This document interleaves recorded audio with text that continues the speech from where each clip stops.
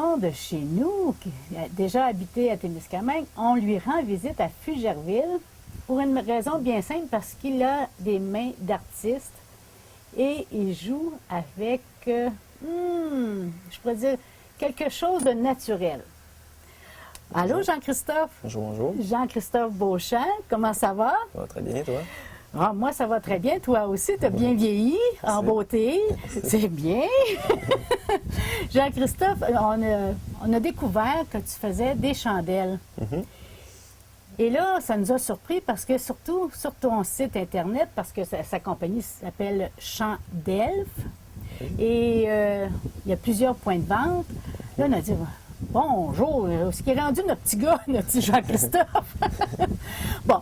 Premièrement, tu as demeuré combien de temps à Témiscamingue?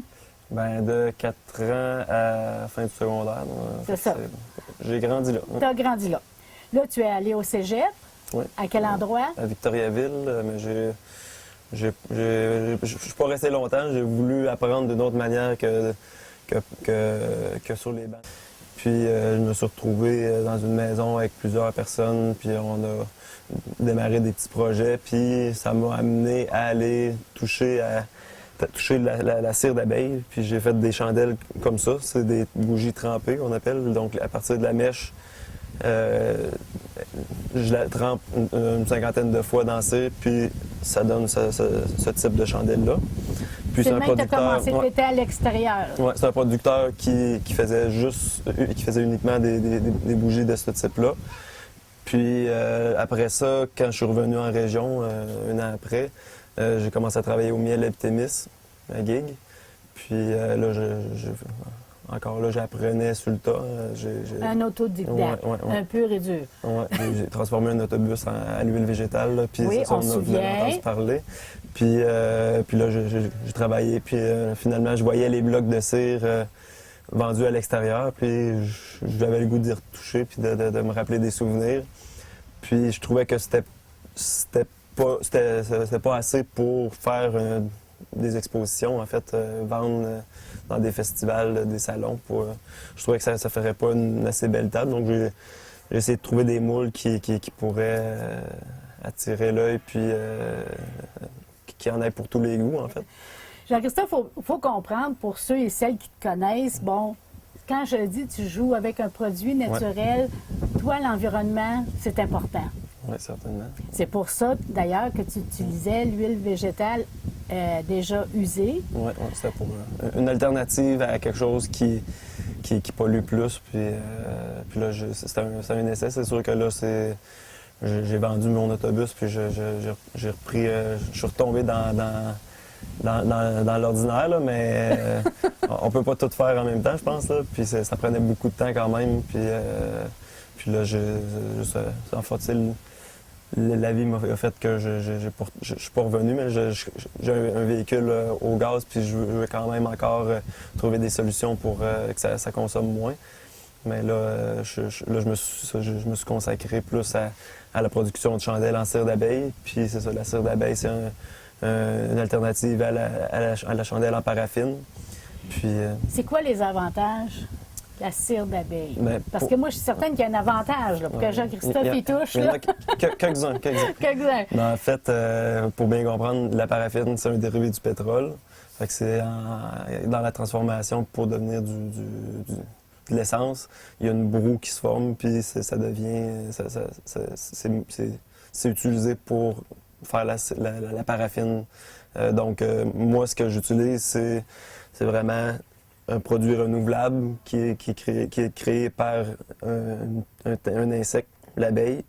Puis, comme pour vous donner une idée, au départ, dans une ruche, on met le cadre et une petite feuille de plastique. Puis les abeilles bâtissent toute la cire ici, comme ça, toutes les alvéoles, ce qui est plus jaunâtre, là, c'est les abeilles qui les fabriquent. Puis ils se servent de ces alvéoles-là pour mettre le miel. Puis un coup que les alvéoles sont pleines, ils bouchent l'alvéole avec une petite couche de cire pour conserver le miel. Donc, pour récolter le miel, il faut enlever la petite couche de cire. Puis c'est cette petite couche de cire-là qui est accumulée puis qui est fondu pour faire des blocs pour que je puisse après les transformer en chandelle. Puis aussi, il faut dire que la cire d'abeille, c'est pas à partir de nectar ou de pollen qui vont la produire, c'est vraiment des glandes qui ont sur l'abdomen qui produisent la cire. Mais ça prend quand même de l'énergie pour la produire, comme une vache va produire du lait avec ses glandes, puis qui va avoir besoin de fourrage, de foin. Donc, pour comparer, une abeille va avoir besoin d'environ 6 à 10 livres de miel pour produire une livre de cire. Donc, c'est beaucoup de miel pour quelqu'un pour un apiculteur qui veut récolter le miel. Il doit donc, le moins possible, briser les alvéoles, puis les laisser plus intacts possible. Donc, on enlève juste la petite couche. Là, il n'y en a pas ici parce qu'il n'y a pas de miel. Okay. On enlève juste la petite couche pour extraire le miel avec le cadre qui est... Mais tu procures la cire chez un producteur? Oui, c'est au Miel Habitémis à Guigues où j'ai travaillé cette année. OK. Donc, ils te laissent faire, eux autres? Ils te laissent enlever la Non, ça, c'est dans le procédé. C'est dans le procédé. Ouais. Moi, j'ai participé quand je travaillais, mais là, depuis le mois d'octobre que je suis à temps plein là-dessus. Mais c'est dans le procédé pour récolter le miel. Faut enlever la couche de cire. Après, cette couche de cire-là est mélangée au miel parce que veut pas, il y a du miel qui coule avec. Là, ça monte sur un petit tapis qui monte vraiment lentement. Le miel est extrait. Il tombe, mais il en reste encore. C'est compressé. Puis après ça, il en reste encore. Fait qu'en chauffant, il récolte encore du miel, mais là, la cire est plus légère, donc elle va flotter sur le dessus, puis le miel va être en bas, en dessous. Je ne sais pas si les gens ont remarqué, nous sommes à côté des ruches. Ben, mais il n'y a pas d'abeilles. Non, c'est ça. C'est un procédé, un système de rangement que je me suis fait à partir de vieilles ruches qui étaient trouées, qui étaient trop maganées. Je les ai peinturées, je les ai fait un fond, puis des petites portes pour tout ranger mes chandelles. Mais là, je vais vous montrer en fait. Quand c'est une ruche, les cadres sont placés comme ça ici. Donc, il y en a plusieurs. Puis là, les abeilles entrent par en dessous. Ils vont travailler dans la ruche. Puis nous, on récolte les boîtes avec le miel. Puis, un exemple pour faire 2 chandelles comme ça. Oui. Bon, j'imagine que ça te prend beaucoup de cire quand même. Ça te prend environ un tiers de livre. Enfin. Un tiers de livre. Donc, on dit à peu près 3 livres de miel. Oui, ça pourrait. Hein? Ouais. J'ai bien retenu la leçon. C'est bon. Donc, il faut qu'ils travaillent fort, les abeilles. Ouais. Tu dois respecter la cire, hein? Ouais, j'imagine que tu ne dois pas faire de gaspillage. Non, c'est ça. C'est sûr qu'à un moment donné, il y a une limite si elle est trop souillée ou... c'est sûr que je jette pas les morceaux parce que ça se refond, puis ça se retravaille après. En fait, c'est vraiment une matière première noble oui, comme tu dis, il faut respecter. Il y a beaucoup d'ouvrages en arrière. Puis aussi, là, j'ai juste expliqué c'était quoi la cire, mais comparativement à la paraffine, il y a aussi des propriétés qui sont bénéfiques qu'il faut respecter, en fait, en brûlant, ça va faire une combustion plus propre. J'ai des clients qui sont asthmatiques, puis ils vont faire brûler de la paraffine, puis ils vont se mettre à tousser tout de suite. Puis la cire d'abeille, elle en brûlant, c'est sûr c'est une combustion, mais une combustion plus propre, puis elle va pour faire réagir. Puis elle purifie l'air aussi. Oui, c'est ça. Fait que c'est pas juste une combustion propre, c'est qu'elle va aussi purifier l'air, elle va attirer les poussières, les toxines, les polluants dans l'air, puis elle va les neutraliser. Puis pareillement pour les mauvaises odeurs, elle va les éliminer plutôt que juste camoufler avec une odeur plus puissante. Ouais. Fait que souvent, on retrouve des chandelles en paraffine avec du parfum pour, Cacher pour les désodoriser l'air, mais ça va juste rempirer souvent. Je sais pas si... C'est un je sais mélange chimique. je sais qu'il y en a qui aiment ça, mais il y en a beaucoup qui finissent par trouver que ça tombe sur le cœur, puis moi, en tout cas, j'ai bien de la misère. Là, Oui, j'imagine. Fait que puis ça dégage juste une odeur subtile, agréable. Là. C'est sucré, épicé. Ça sent un peu le miel. Là. Puis moi, je trouve que c'est vraiment une odeur Ben oui. agréable. Et la longueur de vie aussi pour brûler, c'est beaucoup plus long. Oui, on dirait que tu as étudié. Ben non, c'est pas ça, c'est parce que j'en utilise. C'est bon. Puis là, j'y fais attention à ma chandelle. Ouais, super, ça. Ouais, fait que c'est, pour vous donner une idée, ça brûle une douzaine d'heures. Fait que comparativement à d'autres sur le marché qui vont être moins dispendieuses à l'achat, ils vont peut-être brûler la moitié d'un un souper ou même pas, puis celle-là va brûler quand même quelques soupers. Là. Ouais. Fait que ça, c'est une durée. Ça, c'était ton premier modèle. Ouais, parce que tu as travaillé, comme tu disais, à un monsieur qui faisait la fabrication. Ouais. Là, tu as appris, veux pas. Oui, c'est ça. Là, j'ai encore appris sur le tas, on va dire. Oui. Mais là, tu fais des modèles. Oui, là, au départ, j'ai trouvé des moules. Donc, il y avait un fournisseur de moules pour faire des chandelles. OK. Puis, j'ai vraiment apprécié les modèles. En fait, là, j'ai plus comme des petits sapins, une petite ruche. Des ou comme ça. cocottes. La cocotte, ça. Ici, c'est vraiment des beaux modèles que j'ai aimés. J'ai été content de les trouver pour commencer. Puis je me suis rendu compte, dans le fond, que je pourrais moi-même aussi faire des beaux modèles. Puis ça serait encore plus unique, ça serait encore plus artistique. Je pourrais utiliser mon côté plus créatif. C'est ça, plus en même artistique. temps, ouais. Parce que là, N'as-tu créé? Oui, c'est des ça. Là, modèles? j'en ai à peu près la moitié des modèles qui sont uniques à mon entreprise. En fait, c'est soit à partir de mes sculptures de ma conjointe ou d'artistes de la région. Pour vous donner un exemple, comme ça, ici, c'est moi. Ça, ici, c'est une artiste.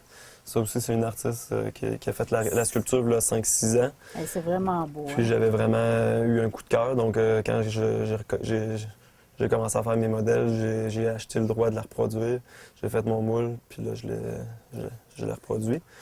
Ça, ici, c'est moi. Ici, j'ai un cœur. Un cœur pour la Saint-Valentin. Ouais. Dans le fond, pour toutes les occasions. Ouais, en fait, au départ, j'avais acheté des moules avant Noël. Fait que j'ai pris des choses, des modèles plus communs, plus à longueur d'année, mais j'ai pris des sapins, des cocottes qui font plus Noël, mais qui peuvent aussi être utilisés. C'est des éléments naturels, donc ça peut être utilisé à autre temps que Noël. Mais après ça, quand j'ai commencé à faire mes propres sculptures pour faire mes moules, j'ai cherché à diversifier justement les occasions. Puis ça a commencé avec la Saint-Valentin. J'ai fait des modèles de Saint-Valentin. Là, après ça, j'ai eu un contrat avec la municipalité de Fugerville. Ils voulaient avoir... C'était ma municipalité. Puis c'était le centenaire, donc ils voulaient avoir un centre de table.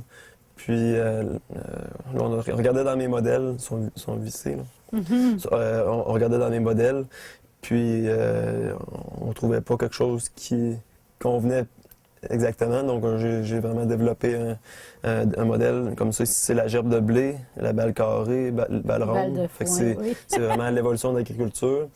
Puis le thème du centenaire, c'était le bal des foins. Donc ça faisait vraiment un bon lien. Puis ils m'ont donc commandé 200 chandelles pour faire les 200 centres de table. Fait que ça a été vraiment une belle expérience. Jean-Christophe, là, je vois une ampoule. Oui. C'est toi qui as eu l'idée. Oui. C'est vraiment génial. Au lieu de l'électricité, tu mets une ampoule. C'est ça, pour les gens qui sont un peu désorientés, quand il y a des pannes d'électricité, ils peuvent quand même allumer leur ampoule. bon. Quand on la visse au plafond puis qu'on l'allume, mais ça fait un cireur automatique de plancher. Ah Ça, oui, aussi. C'est pas toujours plat, là, mais... Bon, là, tu vas peut-être créer le musée de tir quand on passe en dessous. Ouais.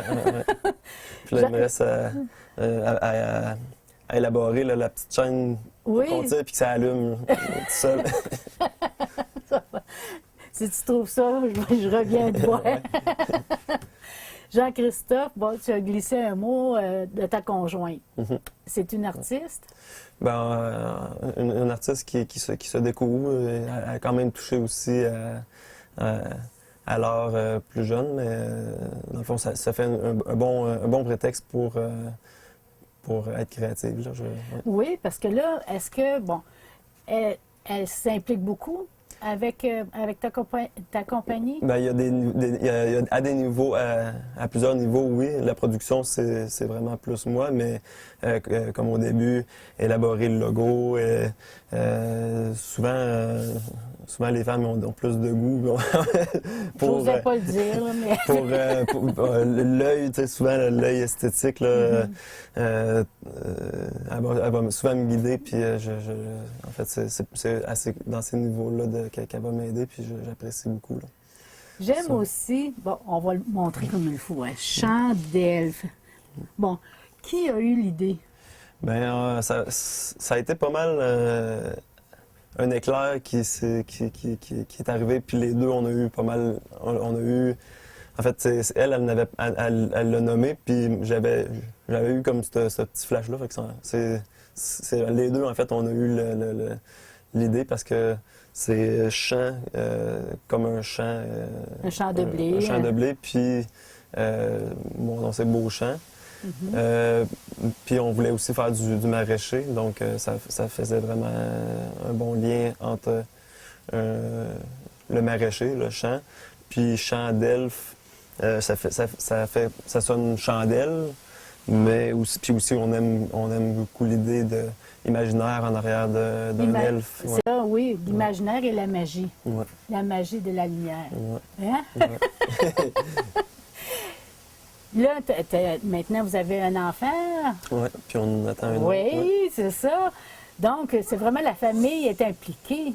Oui, c'est... Dans l'entreprise. Quand on fait une entreprise, on démarre une entreprise, puis en plus, c'est à la maison que je travaille, donc veux pas... il goûte, on pourrait dire. Oh, oui. Puis ta conjointe, elle va peut-être créer d'autres beaux modèles. Certainement, oui. Ah, on a Comme peut-être ça, des idées à lui donner pour de ça.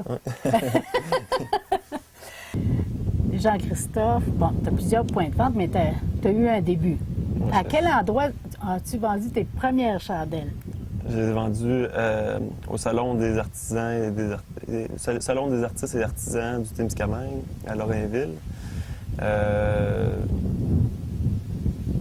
Allô?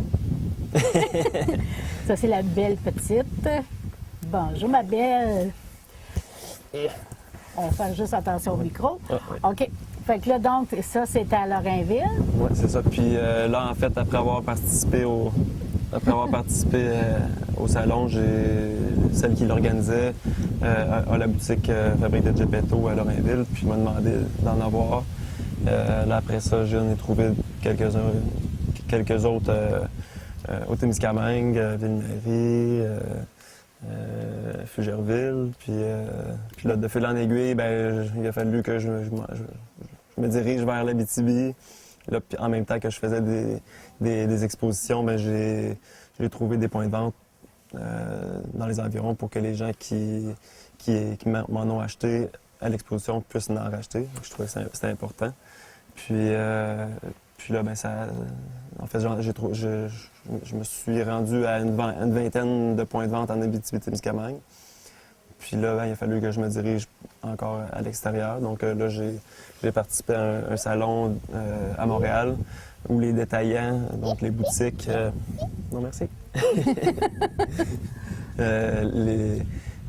Les boutiques vont magasiner leurs nouveaux produits. En fait, c'est soit des fabricants ou des distributeurs. Donc là, j'ai trouvé encore des boutiques je dois être rendu à environ 30 boutiques de plus au Québec. Dans Québec jusqu'en Gaspésie, même j'en ai au Nouveau-Brunswick, en Ontario. Donc, tu dois te promener beaucoup, Jean-Christophe, pour trouver tous ces points de vente-là? Oui, en fait, il y en a beaucoup que c'est relié avec l'événement de Montréal. Puis les autres, c'est... oui, j'ai bougé comme là, je suis à la Joliette. J'en ai trouvé dans les environs. Avant, je suis allé à Trois-Rivières. Fait encore dans pas juste Trois-Rivières, mais les environs, les villages. Donc, oui, c'est beaucoup de routes, mais... Est-ce que toute la famille suit ou... Comme à Trois-Rivières, ça durait 11 jours. Fait que ils sont pas venus tous les 11 jours, mais ils sont venus me rejoindre. Donc là, il y a des événements que je vois qui fonctionnent pas qui sont moins rentables que d'autres, mais ça m'offre vraiment une visibilité. C'est ça. Donc en bout de ligne, je suis vraiment, ça vient profitable d'aller les faire. Quand je trouve des points de vente autour, bien, ça rajoute au fait d'être allé à cet événement-là. Fait que c'est une expérience. Je suis encore je suis en rodage, comme on dirait, là, qu'il faut que je sache qu'est-ce que je vais refaire, qu'est-ce que je referai pas. Je pense que c'est bon toujours d'avoir une visibilité, d'être présent, mais je vais peut-être moins en faire l'été qu'avant Noël. Je vais savoir où mettre mes forces, en fait, là. Jean-Christophe, bon, là, tu as développé un côté artistique, hein? Bon, on le voit. Développer une passion. Tu respectes à ce que tu crois, dans le fond. Tu travailles les produits naturels.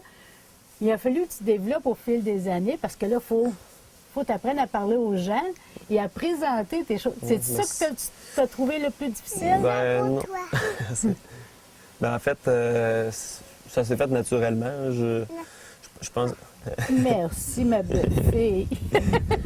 Je pense que je devais l'avoir. Je pense que je l'avais quand je crois à quelque chose, puis que je sais que c'est un bon produit, puis quand on connaît, là, on peut vendre, puis je le connais bien. J'ai travaillé 7 ans en apiculture, donc je peux expliquer en arrière de la matière première, puis fait que les gens aiment ça, et ils savent c'est quoi vraiment, puis ils savent que je dis pas n'importe quoi. Bien, c'est ça, que tu connais ta matière, tu connais vraiment le sujet. Ouais, fait que ça a été quelque chose de naturel là, pour moi. Il y a des moments que je peux être plus réservé, plus gêné, mais pour vendre, ça va bien. Ben oui, parce que, en tout cas, t'ayant connu auparavant, je te croyais plus réservé. Là, tu es tellement passionné, le temps en parle, puis tu es content d'en parler. Oui, OK. Si je veux vendre aussi, il faut que, c'est ça. faut que je puisse vendre ma salade. Tu as bien développé ça. Quand les gens te posent des questions, qu'est-ce qui les intéresse à propos des chandelles? C'est souvent c'est plus mon histoire, l'histoire d'où vient la cire, les propriétés bénéfiques comparativement aux chandelles conventionnelles à la paraffine. C'est pas mal ça. Mais souvent, c'est un produit. En fait, c'est un produit de coup de cœur. Donc, souvent, les gens vont avoir un coup de cœur pour un modèle ou un autre. Bon. T'es soufflé! Mais c'est pour ça, eux autres, c'est des coups de cœur de modèles. Est-ce qu'il y en a qui te demandent des modèles? Bien, vas-tu faire... Oui, il y en a qui m'en demandent. Des fois, mais faut que je choisisse vraiment mes nouveaux modèles que je vais faire parce que je peux pas avoir 100 modèles non plus. Non. Puis qui te représentent aussi. Oui, aussi, c'est ça. Je veux pas... J'en ai quelques-uns qui font un petit peu plus quétaine, on pourrait dire, mais ils restent quand même dans ça reste quand même C'est des dans les... classiques. Ouais. Appelle ça des classiques. Ouais. C'est pas KTM. mais c'est parce que je veux pas non plus me rendre à faire de tout. C'est comme les petits bibelots, mettons, des petits dauphins, des petits chats. Je me fais demander souvent, je me suis fait demander des chats, des dauphins, des choses comme ça, mais je vais peut-être à un moment donné peut-être d'en faire, mais ce sera pas... sous ton œil. Ouais, c'est ça. Fait qu'il va falloir que je sois rendu là pour en faire, mais c'est sûr que pour quelqu'un, un client comme ça qui veut avoir un modèle en particulier, là, des fois, il va falloir qu'il attende que j'aie vraiment le goût de le faire.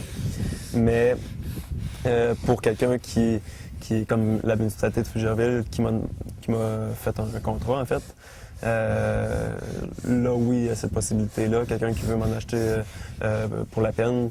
C'est ça, c'est pas juste 2, 3. C'est ça, oui.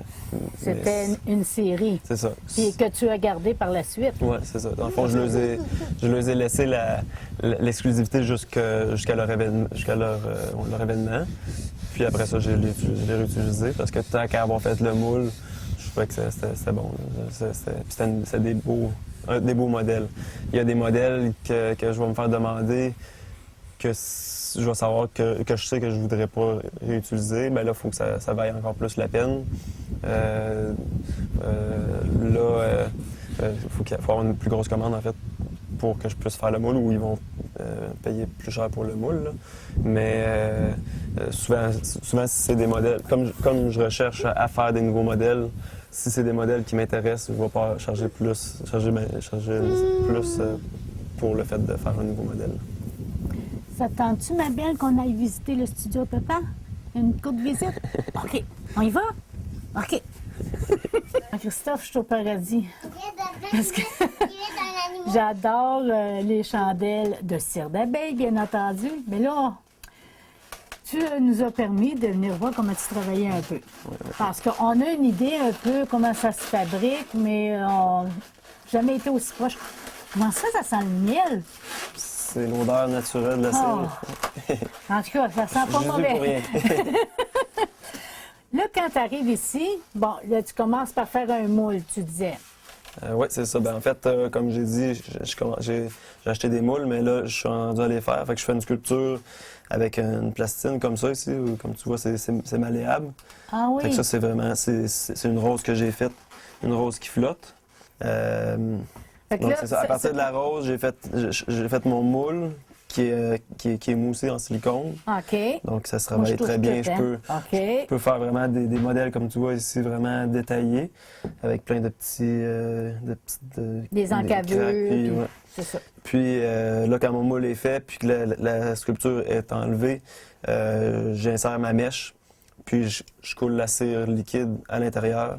Donc, un coup figé, je peux sortir la chandelle comme ça ici. Et tada! Je coupe ma mèche. Et puis ça, c'est nouveau, hein, les bougies flottantes? Ben, je sais pas dans le marché, mais je parle toi. Moi, j'en avais quelques modèles. OK. Mais là, ces modèles-là, c'est des nouveaux modèles. OK. Là, ça, c'est ta cire chaude. Oui. Il ne faudrait pas que quelqu'un tombe là-dedans. Non, ça ferait mal. C'est environ 70 degrés Celsius, fait que ça peut brûler. OK. On peut faire un beau film d'horreur musée de tir, là. Faut. Oui, c'est ça. En tout cas, j'aime mieux pas y penser.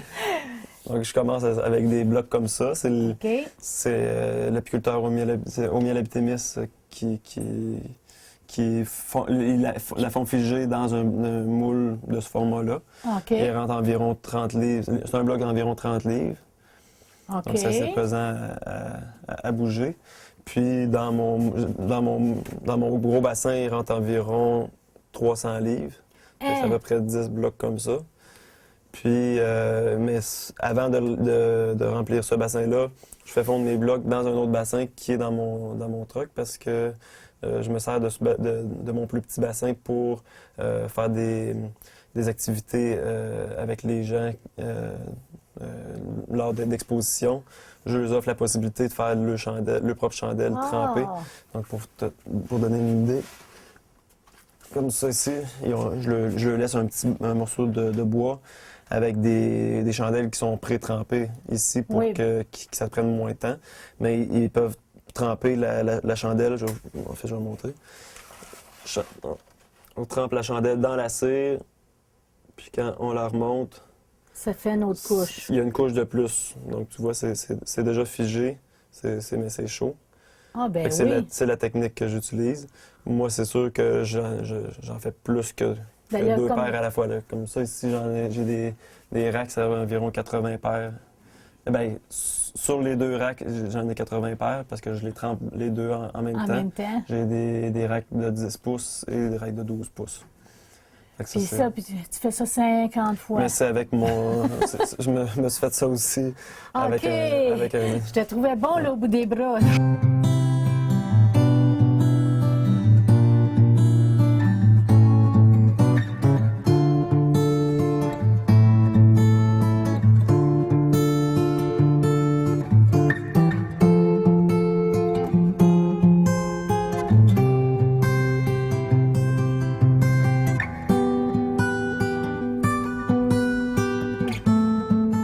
C'est ça. Et en fait, à partir de l'autre bassin que je transporte dans les événements, là, je rentre environ 70 livres, donc 2 blocs à la fois que je fais fondre. Ben, un bloc à la fois, mais il y a un coup qui n'a un fondu, je peux en remettre un autre. Puis après ça, je filtre avec une poche pour pour pas qu'il y ait d'impureté dans la cire. Fait que ça me fait de la cire propre que je peux utiliser pour tremper ou pour mouler. Ben, c'est tout un travail, hein? C'est C'est de la Faut- patience. Il ouais. faut être passionné. Ouais, faut avoir le goût de le faire. Donc ça, c'est l'exemple de un de mes 60 quelques moules.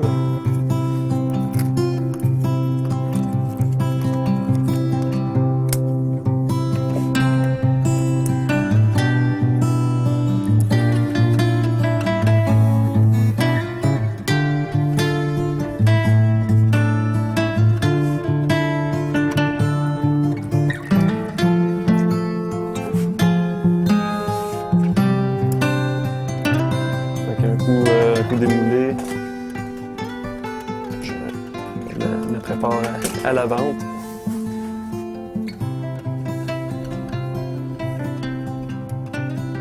J'aplanis le dessous pour qu'elle soit stable.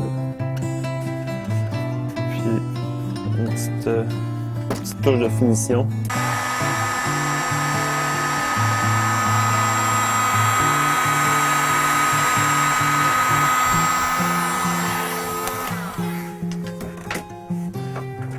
Après, je mets mon étiquette qui est bien pratique.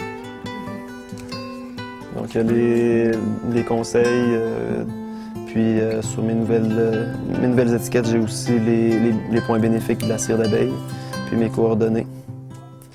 Donc, je mets un petit raffia pour rajouter de l'esthétisme.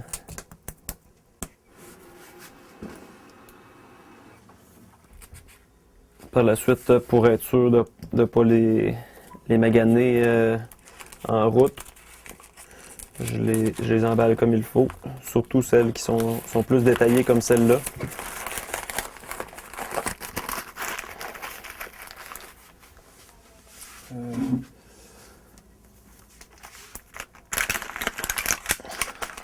Sont prêtes pour la route. Faut que je les mette dans chaque boîte destinée à chaque modèle. Donc comme vous avez pu voir tantôt, il y avait une photo de chaque modèle sur les boîtes. Puis quand je suis prêt à partir, je remplis mon camion. Bon, ben, quand toutes ces étapes-là sont faites, ben, c'est le temps de les mettre dans le camion. OK. Fait que je me sers de mon monte-charge que j'ai fait avec un soudeur pour tout rentrer mes piles quand tous mes modèles sont rentrés dans chacune des boîtes. Ah. Puis en fait, c'est ça, c'est... Ça, c'est toi qui as touché à ça avec un monsieur. Ouais, c'est Tu touches à tout. Fallait que je trouve fallait que je trouve un moyen de les monter avec j'utilise un diable pour transporter les piles, mais comme c'est pesant, puis qu'il y en a, il y en a jusqu'à ici, jusqu'en arrière là. Ça me prenait quelque chose Pour que je puisse les économiser ton glisser. dos, puis les glisser. Ouais, parce que des rampes, j'aurais pas pu arriver puis les mettre comme ça. Fait que j'ai trouvé sur Internet d'autres modèles, mais je suis allé vraiment plus à la base avec un petit winch, puis je monte, je descends. Puis là, quand je suis arrivé en haut, ben je les glisse. Puis après ça, je les strappe, puis je peux partir. Vous voyez, hein, on apprend tout. Puis le monsieur de la madame, la CSST, il fait attention à son dos, il travaille bien. Mais là, j'ai vu que tu as oublié de quelque chose, mon cher. Ah! Faut que tu embarques ton mini chapiteau, parce que oui. ça aussi, il faut t'amener ça Oui, c'est pour ça. tes présentations, parce que c'est pas toujours beau, là. Ouais, hein? la fin de semaine qui s'en vient, je vais être à Vassan, pas loin de Val-d'Or, puis ça va me le prendre. Oui, c'est ça. Fait que t'es vraiment bien équipé pour aller partout au Québec. Oui. Serais-tu prêt à aller jusqu'en Ontario, aux États-Unis, si tu as des demandes, même le reste du Canada? Ben, Hein? On sait à un jamais. moment donné, il va falloir C'est que pour j'y ça aille. que ta conjointe et toi, il va falloir que vous fassiez d'autres modèles qui vous représentent vraiment. Ouais. Quelque chose d'original. Mm. Mais tu as déjà un bon début. Merci. Merci beaucoup, Jean-Christophe, de cette visite. Ça fait On est plaisir. bien fiers de toi Bon, ben, et de ta merci. petite famille. Merci. Est-ce qu'on a un point de vente, nous autres, à C'est Témiscamingue? ça, pour toute la population de Témiscamingue. Là, si vous voulez de mes produits à la balance, Ah, chez la fleuriste. Donc, c'est une bonne occasion de leur rendre visite. Puis aussi, qui sait-on jamais, peut-être Algonquin-Cano. peut-être un jour. Hein? Merci beaucoup encore.